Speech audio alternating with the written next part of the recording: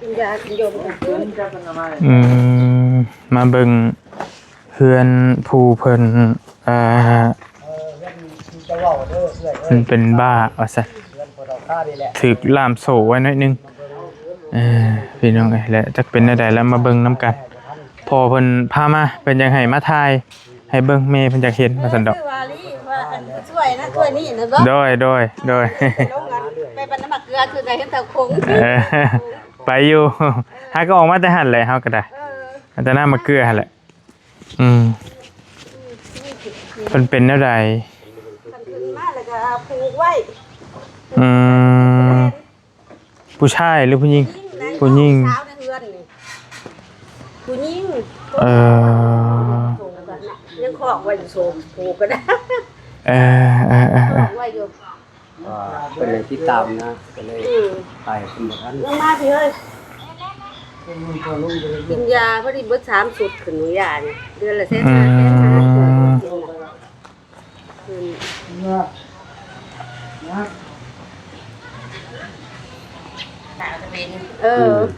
ได้ขึ้นมาทันเพื่อนเพื่อนกับป้าอยู่อเมริกา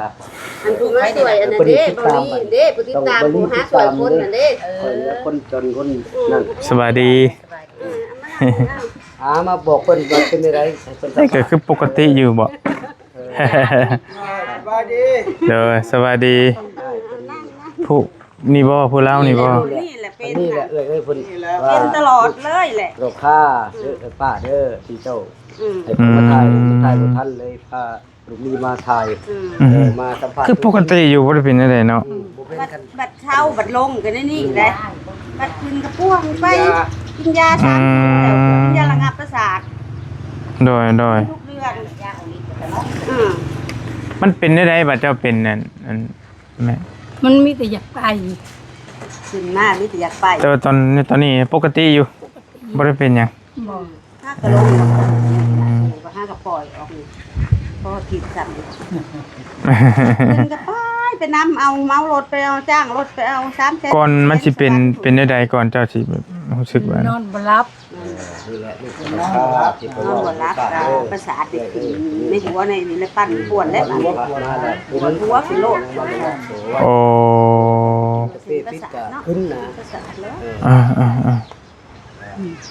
เป็นมาถ่ายไปจริงแล้วใช่ไปนํเอาแล้วบาดนี่เป็นสภาพแต่ว่าเดี๋ยวนี้ก็บ่ได้เป็นหยังคือคนเฮาปกตินี่ฮู้จักเบิดอีหยังก็ได้เนาะแต่บาดมันเป็นจักบ่จักบ่หรือว่าจักอยู่แต่มันคุมตัวเองบ่ได้คุมตัวเองบ่ได้ความหมายว่าจักเบิดนะแต่ว่ามันคุมตัวเองบ่อยู่ความหมายว่าได้แล้วบ่เป็นหยังเห็นพ่อแล้วว่าให้มาเบิ่งแน่ว่าสันแม่มันอยากเบิ่งเจ้าอยากเห็นนะนึกว่ายังล่ามโซ่ยังอยู่สันดอกแต่ว่ามาแล้วก็ปกติอยู่ไม่ได้เป็นได้โซ่อยู่พุทธโซ่กันมันเป็นได้เขาจะถ่ายส่งให้ตัวดอกส่งให้ไม่โดยเป็นมาเป็นประสาทดินี่เลยเป็นไงล่ะโปรเจกต์แนวสิว่าแล้วตอนนี้เนาะคู่มือนี้เจ้ากินยาบ่มันจังลงบ่ได้กินแต่เป็นบุกินยา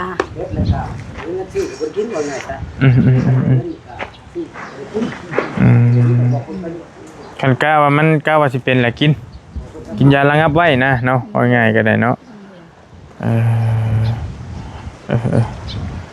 มีแต่นั่นแล้วมันก็เวลาโบราณพอลีก็สิเอาต้มขนมให้เพิ่นละสิมื้อเฮือนพอแล้วก็สิออกไปปะ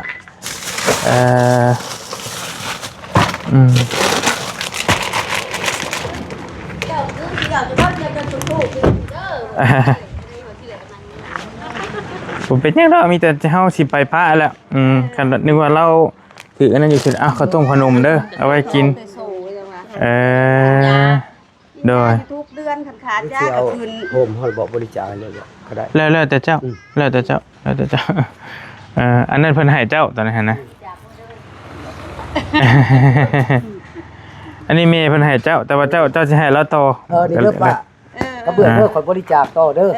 เจ้าได้บุญหลายๆน้องลีได้บุญหลายๆด้วย ได้ เขามีคนอยู่คนกิน ได้ เด้อ มีแห้ง จากเพิ่นก่อนก็ติดตามไปเรื่อยนั่นแหละบอกข่อยก็มีพ่อนั่นอยู่ได้ให้เพิ่น โอเค อ้ำเอ้ยเจอหลายๆกินมากกับยุคเจอหลายหักยากินค่ะแหละมันขายยาแล้วก็กินยาระงับทุกเดือนทุกเดือนมาลากพี่ โอเคปะมีแต่มือเฮือนเจ้าไปป้าเลยเด้ออยู่ดีมีแห้งเด้อเจ้าขอบใจหลายๆเฝ้าไปทางอื่นต่อในเฮาก็ได้เดี๋ยวเมื่อไปเฮือนพ่อเพิ่นก่อนแป๊บนึง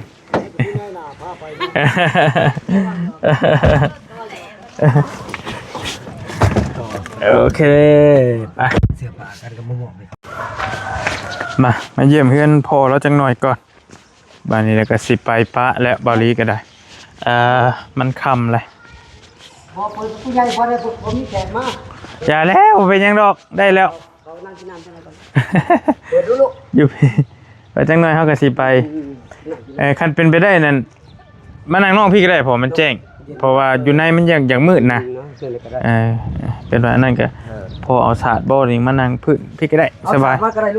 สบายบ่ยากเฮานะนั่งอยู่โฮมพี่ก็ได้อยู่บ้านตากแดดเด้อพี่น้องเด้อมาเป็นครั้งแรกหมู่บ้านมันก็ประมาณ6-70หลังบ่ประมาณ70-80แล้วแต่ว่าผู้อยู่ผู้บ่อยู่นะเฮือนก็ได้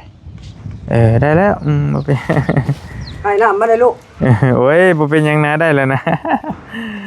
แล้วนั่งเป็นมอดมาถึงเลยเนาะเป็นมอดมาถึงเด้อเอ้ยป้าเอ้ยโอเคมอดมาถึงแล้วพาเพิ่นไปเบิ่งเบิดแล้วแหละเฮือนนั้นลูกบ่ต้องค่ากับป้าเพิ่นไปแล้วว่าที่เป็นบ้าน่ะเจ้าถามมานั่นแหละเอาสินั่งนำจักหน่อยมื้อนั้นถ่ายก็3เฮือนมื้อน่ะโอเคถ่าย3เฮือนมื้อน่ะอันนี้เฮือนเจ้าตัวนี้เนาะเป็นต่อไปก็ซื้อไปหาเงินกรุงเทพตะกี้แต่อยู่14จังหวัดขออนุญาตเด้อตะกี้ก็ทุกอย่างคือกันได้อันพ่อแม่เพิ่นน่ะบ่อันข่อยตะกี้น่ะทุกอย่างเขาปั่นกินตะกี้เข้า75ระบบเก่าแล้วพากันนี้จังเป็นบ่าวเป็นหยังเลยจังมาซื้อดอนหาเงินพอได้อยู่เนาะไทยตะกี้แต่พออยู่พอกินแต่พ่อแม่เขาก็ปั่นกินตะกี้แต่เข้าสมัยก่อนนะแต่เข้า75ตะกี้เนาะพ่อแม่เสียเถิงแล้วแหละเสียแต่อายุ9ปี10ปีพ่อแม่กันอันนี้บริอยู่บ้านตากแดดเมืองไซภูทองเนาะเมืองไซภูทองแขวงสวรรณเขตพี่น้อยมาเอาเครื่องคองได้รับมอบหมายจากแม่เพียงกับแม่เอี้ยงเนาะเป็นให้บริมาเป็นสะพานบุญให้แหละประสานหาทางพ่อแล้วนี่พาไปนะอันขออนุญาตชื่อแนวใดชื่อเจ้าเพชรสมร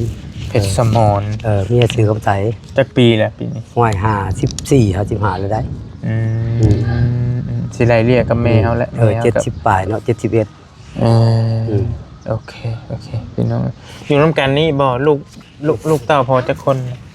เอาน้ำไปเพิ่นแน่น้ำได้แล้วเอาน้ำที่เยอะมาได้แล้วโอ้ยเป็นทางดีมีลูกจักคนแหละพ่อลูก2คนกับหลานลูก2คนคนนึงอยู่สวรรค์คนนึงก็หาเงินกับผัวบ่ได้นมให้ลูกโดยเป็นเดินพ่อแม่นเบิดแล้วอูตัวผู้ก็แม่นเบิดโอ้พระก็แม่นหาเงินกรุงเทพซื้อไว้เบิดผู้เป็นน้องใหญ่อยู่ตรงนั้นอยู่ตะกี้มันอยู่นอกหมู่ตะกี้อยู่นอกหมู่แล้วเขาซื้อต่อไปอีกบัดพวกอื่นแล้วเขาเพื่อนใช้แล้วอยู่ทางกลางพอบัดมันเบิดแล้วนี่โอ้ยเอาน้ำมาให้กันแม่ได้แล้วสิเป็นตัวอย่างขอบใจหลายได้แล้วเจ็บคอหลายขอบใจก็เลยบ่ได้กินน้ำเย็นโอ้ยอย่าพาไก่ถึกเพิ่นอย่าพาเบิ่งแล้วเวียกก่อนเดี๋ยวแล้วเวียกซะก่อนบ่ค่อยตื่นแล้วเวียกได้สิได้ซื้อหรอสิได้สิพาเดี๋ยวจังเอาแล้วเวียกก่อนนี่เพิ่นยังเว้าเวียกอยู่นี่ไปซื้อเหล้าบ่ค่อยตีบ่ค่อยดีแหละน้องชายโอเค ขี้เมาเอาเพิ่นบ่ค่อยเต็มปานใดเนาะโอเคเบิ่งกันเด้อยายเพิ่นได้ เพิ่นมาเพิ่นก็เป็นถามของเขานี่แหละมีแต่เพิ่นให้แม่เพิ่นให้ฝากเงินให้บางเดือนยังผู้อ้วนนี่อ้วนบ่หรืออ้วนเนาะอ้วน50อ้วน50ดอนแต่ว่าไปที่นี่บ่เห็นเพิ่นเพิ่นอยู่ไปกรุงเทพบางทีไปกรุงเทพแล้วก็ฝากไว้นำพ่อก็ได้มีแต่เฮาสิฝากไว้นำเจ้านี่แหละแล้วก็สิบอกเพิ่นอยู่พุ่นสิโทรบอกเพิ่นนะครับก่อนก็ได้ไม่ได้บ่ว่าจังได๋ขยายกันนี้มึงนี่ว่าอยู่วัดนี่บ่ว่าอยู่วัดก็ได้เฮ้ยเต็งให้เพิ่นสัมภาษณ์แป๊บนึงบ่เดี๋ยวเพิ่นสัมภาษณ์ก่อนเพิ่นมามอบของให้หมดเลยแล้วเวียกก่อนโอเค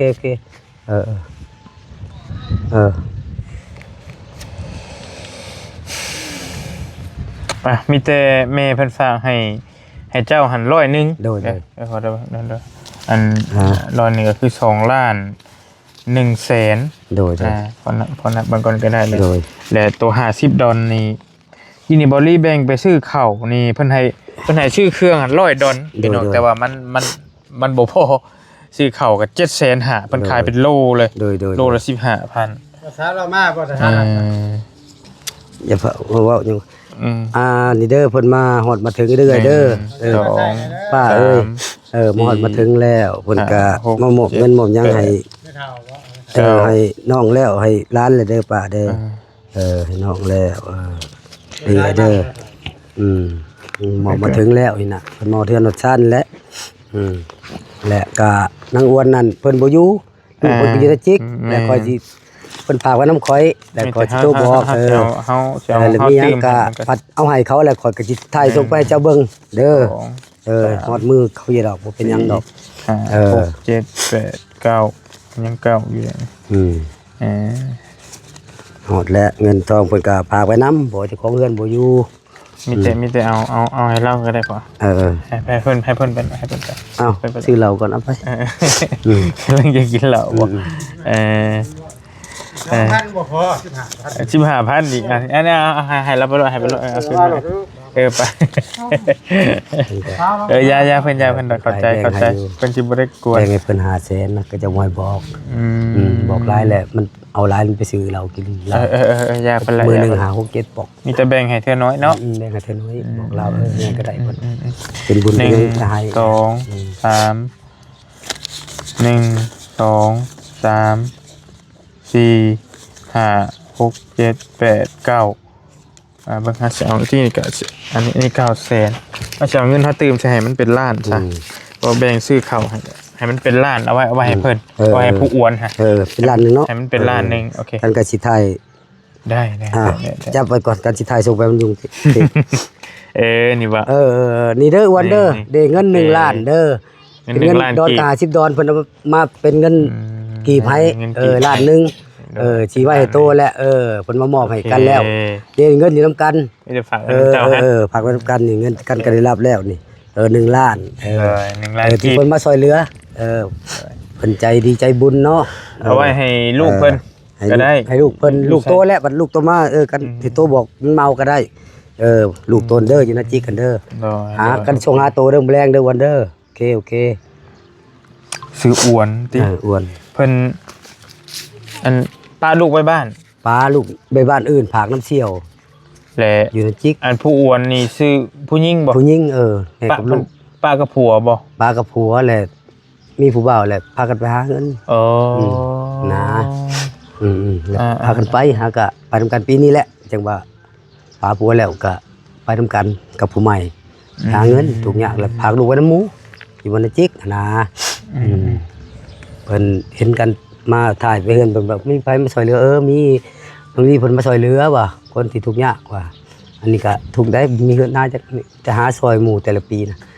ดำซอยหมู่แล้วก็หมู่จ้างเอามาซื้อข้าวกินก็บางเทื่อก็เฮือนกันก็ให้ข้าวให้น้ำกินนะนั่งลงนั่งแต่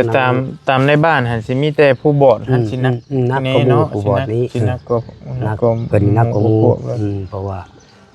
มันหูตาบ่ดีเด้เมียก็สติบ่ดีบัดนี้อาศัยแต่ลูกมาก็ลูกให้กินสินะใส่มองใส่นั้นก็ลูกพาไปสินะโอเคนักกว่าหมู่ปานนี้นะโอเค อ้าวมีแต่เฮากับสิโคโตก้อนบัดนี้ นั่นแหละ พ่อก็สิออกไป ออกไปเก็บ ไป เครื่ พุ่ อน ง คือการเพิ่นมีงานเด้อพี่น้องเพิ่นสิเตรียมเฮ็ดงานบุญวันที่15สิฮอดนี้เนาะเป็นมื้อจริง มือจริง เลยวันที่15 เดือน4แต่ว่าการสิเริ่มครบงานกันก็ตั้งแต่13 14พี่เลยเนาะ14งานบุญบังไฟบ่ งานบุญไฟ บุญบังไฟ ไป เลย ไหนได้ไฟแสน3-4 บัง โอ้ กับมันป่าแน่ป่ามาแต่ ปนกัน ปะปนกัน ให้เขาให้ป่าพอได้ มีลำวงลำหยังข้างในบ่หั่นเนาะ เพิ่นเอาแต่ลำเหลือง เพราะว่าเพิ่นมากำเหลืองในทานเวียงจันทน์ได้ทานเหลืองดิ ก็ดีแล้วมันจังสงบดีเนาะ สงบดีคนรับผิดชอบก็บ่หลายนะ แม่นแหละ เฮาบ้านน้อย ถ้าลำวงมาไหนกับป้าการเตะการตีกันคือเกิดขึ้นบ่เป็นง่ายเลย แท้กับมุ้ยไว้อยู่วัดพุ่นแหละคนบ้านน้อยเนาะลูกบ้านน้อย แม่น อากาศอยู่ดีไม่แห้งเด้อลูกก็ดี โดยอันนี้นั่นแล้วไปป้าก่อนทำกันได้ สาธุ โดย ด้วยบุญขับบุญสู้เลยเนาะ โดยอยู่บ้านตากแดดเด้อพี่น้องคนใดอยู่ใกล้ก็มาแวะลินได้เนาะวันที่15นี้บ้านตากแดดเมืองชัยภูทองทางมาธาตุโพนนี่แหละ ธาตุโพนนี่ ใกล้ๆนี่ สมอนเขาฮู้บ่ดอกบ้านตากแดดกำลังมีการติดดอกไม้อยู่ ติดดอกไม้หากะมือแรก ติดดอกไม้อยู่หิมทาง ติด ฮะ ดอกไม้คนบ้านน้อยเนาะขาดก็บ่ได้ต้องไปเบิดนะรุมกันนะสามัคคีกันจังได้โดยเพราะว่ามันเล่งได้มันเจาะเข้ามาเลยเนาะ โดยเมื่อวานเคยทำหมกไฟหาก็แล้วแหละ หาก็เข้ามาได้เฮาก็ได้ก็ถามมากินอีกอยู่ไสเด้บ้านตากแดดเพราะว่าโค้งมาทางพุทธโค้งมาทางบ้านน้ำพุพุ่น เอ้ยเพิ่นโทรมาพุ่นแหละแต่พุ่นแหละตัวอยู่ไสนี่หอยติดออกมาอยู่นะค่ำเด้ว่าเพิ่นเอาใช้เลยอยู่น้ำเกลือว่าซั่นบ่ตัวไปเฮือนน้องชายน่ะ เอารถเข็นไปให้เพิ่นนั่นน่ะ FC มันฝากรถเข็นมาให้ ไปเพิ่นให้เร่งไปซื้อเตียงเขาสั่งแล้วแต่สร้างเขายังบ่ว่างนะก็เลยเฮ็ดเตียงให้แล้วไปถ่ายเพิ่นวาดนี่แหละส่งไปให้เมื่อคืนนี้ติดตามเตียงที่นอนน่ะเขาบ่นอนเขาฮ้อนบัดนี้ แม่นแล้วนาก็เลยบ่นอนเขาว่าบ่นอนก็เก็บไว้แล้วก็หาเตียงให้นะเอ้ยเพิ่นว่าป้าเพิ่นไปเบิ่งดูติดตามดูเตียงก็เลยไปเมื่อวานนี่ว่าเขาเฮ็ดแล้วบอกแล้วบ่ทันเฮ็ดโดย เขายากเขาเวียกบอกว่าคันเฮ็ดแล้วแหละส่งเข้ามาเด้อว่าสิส่งไปเพิ่นเบิ่งนะซั่นดอกลมแล้วบ้านเฮาก็จักอยู่ละว่าเคยไปอยู่บ่อยู่บ้านโคกใหญ่ โคกใหญ่ครับมันโคกใหญ่ก็เคยไปแต่เซโนได้ก็มันก่อนสิฮอดเชโนอยู่บ้านพี่เหนือแล้วเว้ยพี่เหนือเคยไปแม่นแหละเว้ยเขาหันแล้วบ้านเฮาน่ะพี่เหนือเป็นกลางเคยไปอยู่พี่ใต้ก็เคยไปอยู่หั่นแหละพี่เหนือหั่นแหละทางเว้ยกันว่ามีโอกาสก็ไปหามาเว้ยถามว่าเฮือนบอลี่อยู่ไสก็จะจักอยู่ดอกบอลี่บ่เตียพี่น้องก็อยู่เซโนพอดีนะคันได้ไปถามหาอยู่โดยพี่ใต้นี่กันเคยไปอยู่ไปเรื่อยๆพี่ใต้เพราะว่าเลยพี่ใต้มันก็แม่นโลดพี่เหนือแล้วทางเว้ยเขาบ้านโคกใหญ่หั่นคนในบ้านก็มีอันเด้เคยไปอยู่ที่ติดตามอยู่ดอกนั่นแหละยินดีมีแห้งเด้อเด้อมาเรื่อยๆไปมาแม่เด้อไปมาแม่มาแม่ได้รู้จักเนาะตามไปเรื่อยๆเนาะยินดีมีแห้งมาครับได้แล้วมันก็ได้ขับบุญชูเนาะโดยทางนี้เลยไปเรื่อยๆโดยไปป้าก่อนออกน้ำเฮาคุณบอกเจ้ากะหรือว่าจะมีรถอยู่โอเคโดยเก็บแล้วก็ได้ขอบใจอันนี้เป็นเฮือนได้เจ้าโดยตัวนี้เป็นเฮือนพอเพิ่นเราอยู่นี่พี่น้องแล้วก็ปอลี่ได้มอบข้าวของให้เนาะเป็นที่เรียบร้อยแล้วเด้อทางนี้เพิ่นเด้อขอตัวเดินทางก่อนปอลี่ก็ได้เนี่ยได้ก็จังว่ากันสิไปทางอื่นต่อมันสิค่ำเนาะพี่น้องเนาะไปเดินทางต่อได้ก็ได้ขอขอบใจเวลาทั้งแม่ทั้งสองแม่เอี่ยงกับแม่เพียงเนาะเพิ่นฝากเครื่องของมาให้ทางหลายๆครอบครัวแล้วก็บริส่งต่อให้อ้ายเราเป็นสะพานบุญให้เพิ่นติดต่อกันอยู่ดีมีแห้งไปก่อนเด้อบ๊ายบายได้เลยลงกันอยู่เนาะไปน้ำเฮาบ่รถกันอยู่เนาะโอเคไปขึ้นข้างหลังก็ได้